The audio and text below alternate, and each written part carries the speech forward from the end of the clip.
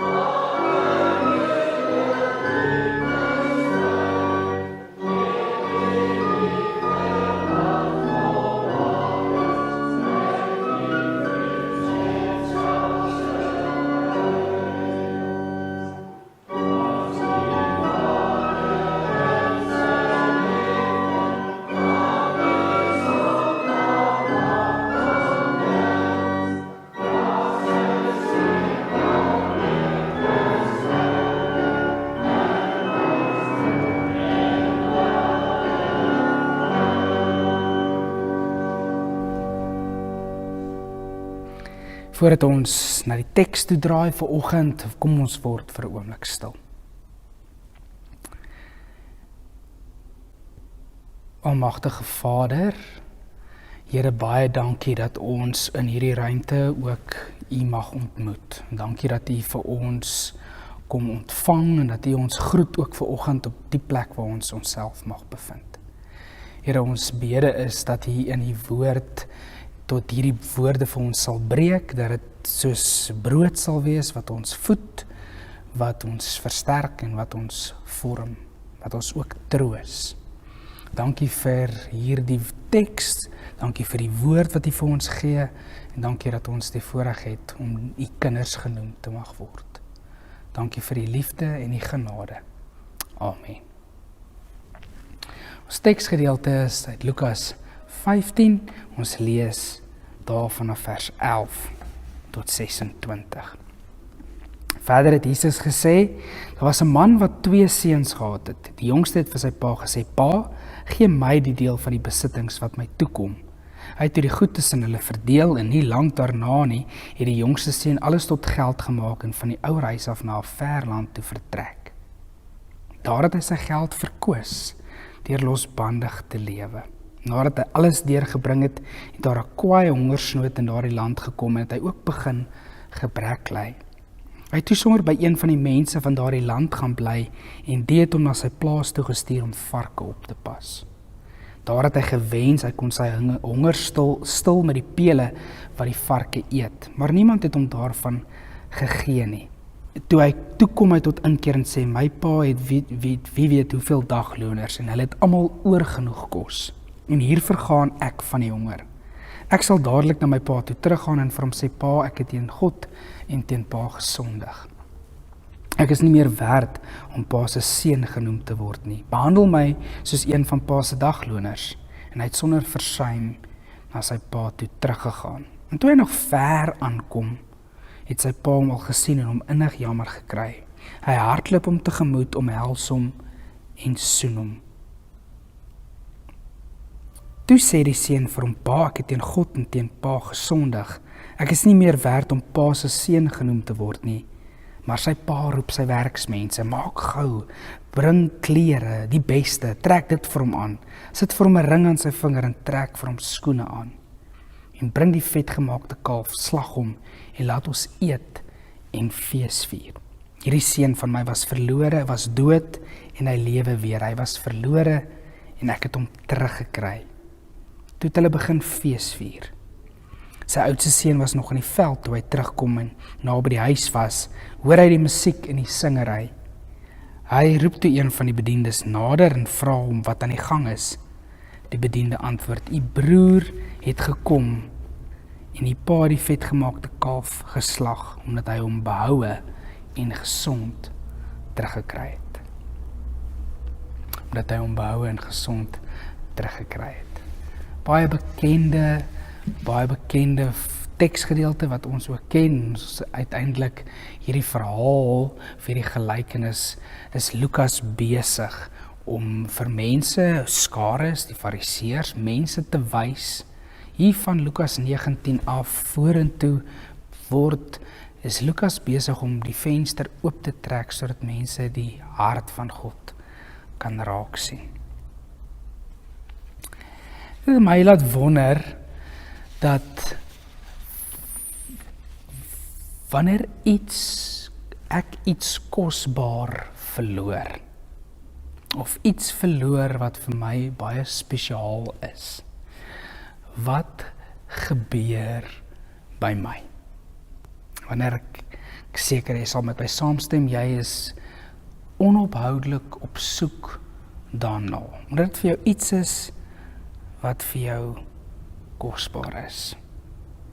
En in hierdie verhaal sien ons binne in hierdie 3 gelykenisse dat iets kosbaar, een vir 'n skaapherder verlore raak, en 'n vrou wat 10 muntstukke gehad het, verloor, en dan staan hierdie soektog. En dit is hier asof Jesus hier wil sê, maar dit is die wyse waar op God te werk gaan wanneer iets kosbaar verlore raak. En in die begin van hierdie storie, die laaste gelykenis, is dit so dat die kinkel in hierdie verhaal is dat dit raak nie net sommer verlore nie. Die jongste seun kies van self om sy pa te verstoot. Hy is eintlik 'n bedorwe brokkie wat sy pa sy erfporsie eis terwyl sy pa nog lewend is. En binne in hierdie samelewing en struktuur is 'n ryk pa, die hoof van 'n familie, doen alles om hulle eer te behou. En die oomblik wanneer so iets gebeur, dat jy nie optree teenoor hierdie amper half belaglike versoek, dan kyk mense met ander oë na jou. Dan jou eer neem af en jou skande neem toe. En wanneer die gehoor hierdie gelykenis hoor en die reaksie van hierdie pa, dan is dit vir hulle totaal skokkend. Hulle kan nie glo dat dit gebeur nie. Die draaipunt egter in hierdie jongman se verhaal is die hongersnood uitbreek, sy geld raak op, die vriende hou ook net so lank soos wat hy ou sy geld hou, en hy kom op hierdie laagtepunt dat hy eintlik vir geen Jood sal varke oppas nie, wat nog van die varke se kos eet. Dit taal en al, as die mense by die huis moes hoor, sou hy eintlik heeltemal onrein wees en glad nie binne in die reinheidswette pas en glad nie eintlik welkom wees nie.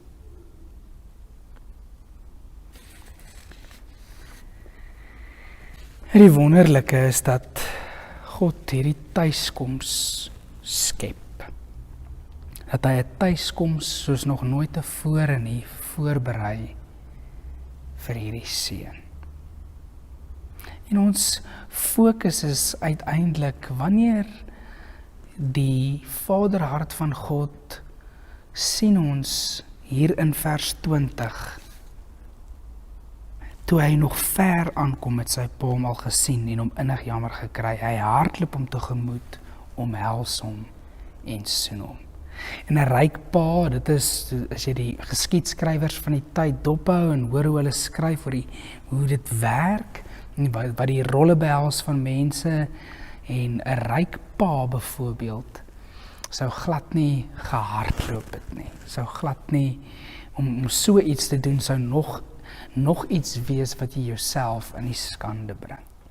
Maar hierdie pa het die etiketboeke van sy tyd totaal en al oorbodig verklaar en amper al hierdie wette gebreek omdat hy sy seun teruggekry het.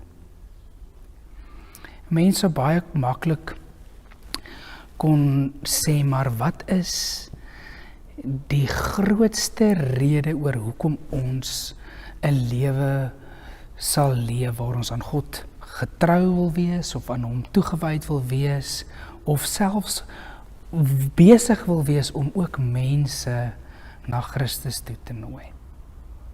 Nie met ons dit uit plig of uit dwang of doen omdat die kerk of die dominee of God het van ons verwag nie, maar omdat dit 'n respons is op amper 'n bodemlose genade wat onkenbaar is en wat net eintlik ons by God raak sien. Ek wonder of jy al ooit gedink het oor die gedagte van genade. Wat behels genade? Ek vra op 'n keer vir 'n klomp kinders, kan mens genade koop? As jy dit nou in 'n botteltjie kon sit, sou jy genade iewers kon koop en sou jy hierdie genade gebruik? Wanneer sou jy dit gebruik? En wat sou jy doen as hierdie genade nou op is en jy nog genade kort kom? Dit is amper half 'n vreemde gedagte dat mens nou so 'n konsep in op so 'n beperkende wyse beskryf. 'n Vriend vertel op 'n keer 'n storie waar genade is juis nie dit nie. Juis nie 'n botteltjie wat ons het en dan gebruik en dan is dit op en dan moet ons weer van dit in die hande kry nie. Maar eerder 'n oseaan waarin ek en jy leef, gedrenk is, dat binne in hierdie ongelooflike, amper onbeskryflike massa, kan ons dit nie bottel nie, ons kan dit eintlik partykeer nie eers heeltemal verstaan nie. Dit oorweldig ons. Ons kan dit eintlik net ontvang. Ons kan dit nie van iemand af weerhou nie, ons kan dit nie opgebruik nie. Ons kan eintlik niks doen om dit te verdien nie, ons kan dit net ontvang. En omdat ons hierdie genade ontvang, word ons lewens die respons op hierdie onuitputlike, bodemlose genade. Dit is ook so dat daar baie verhale in my eie lewe is, waar ek net soos hierdie jongste seun kies om 'n ander koers in te slaan. Kies om my eie lewe te volg, en dan loop ek my gewoonlik vas. Of ek draai vas, of ek beland in moeilikheid, soos wat ons ook in hierdie verhaal sien. En dan is hierdie God, nee, ek het jou gesê, of dit is jou verdiende loon, of kry vir jou, dit is wat jy verdien nie. Maar dit is hierdie soekende, reddende, realiteit van 'n God wat heeltyd op die uitkyk is. Om nog ver sien aankom. En dan om 'n tuiskoms gee soos wat hy nie kan dink nie. Miskien is jy dalk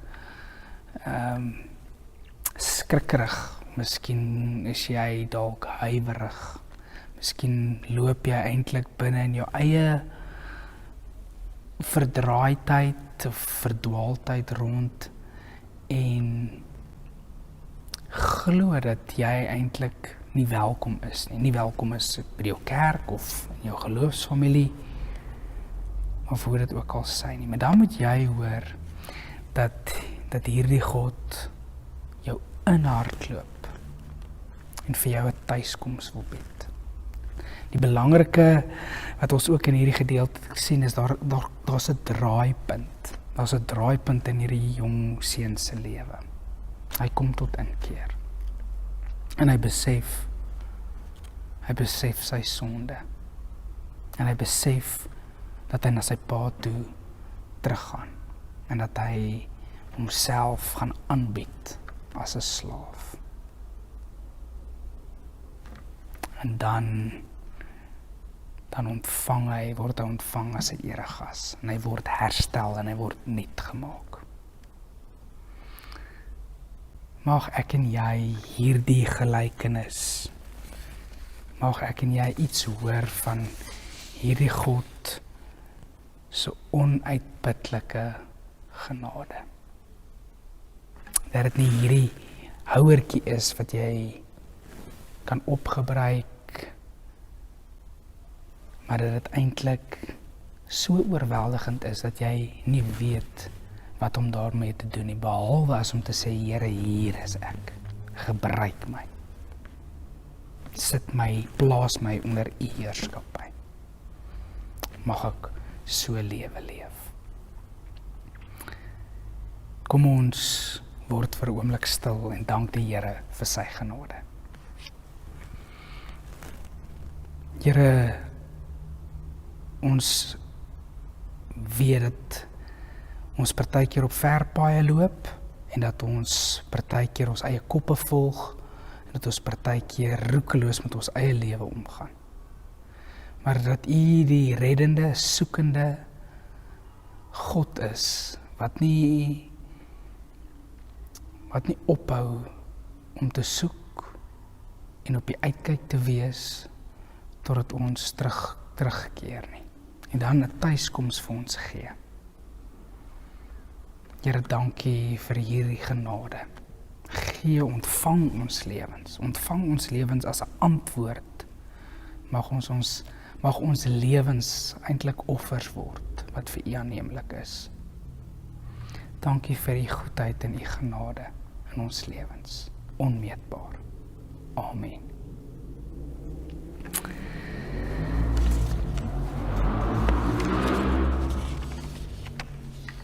En as 'n slotlied sing ons lied 510 om dit wat ons hier gehoor het saam te vat.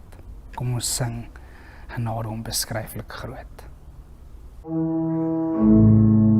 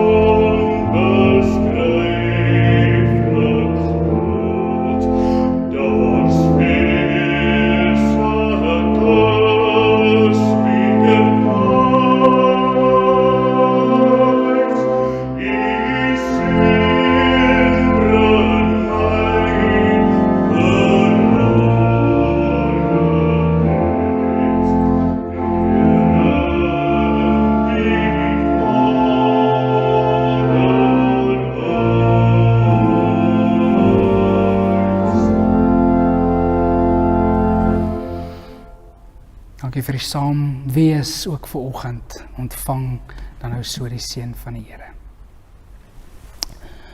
Ontvang die genade van ons Here Jesus Christus, die liefde en die barmhartigheid van ons Vader.